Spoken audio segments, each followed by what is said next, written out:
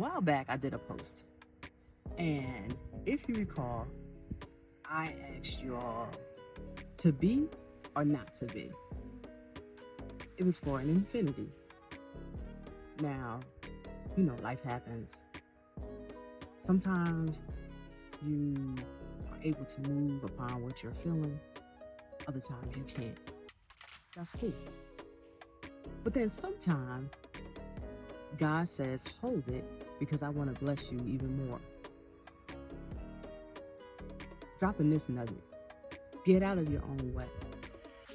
You're missing blessings that God want to just pour at you and just give to you freely, because you're stuck on doing things the same way because you've been told to do it one way. Sometimes you need to switch it up and let God run it. Sometimes you need to just breathe, then exhale, and don't give a hang about anybody else. So it wasn't meant to be, to have infinity. But what God said was a change up. And my change up is mind blowing. The change up is not what most people would expect. Not even what I expected.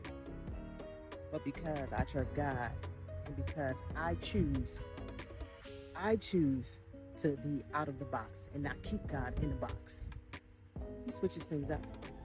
And when he switches things up, sometimes your blessing turns into this.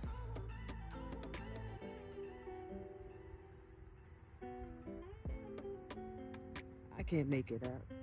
This is my new baby. This is my baby right here. You feel me? Stop blocking God. Stop telling God how something has to be poured into your life, because it might not be that way. Those opportunities that you're blowing up on and you're saying no to is blocking you from this kind of blessing, because God works in the miraculous way. It ain't the regular, mundane way.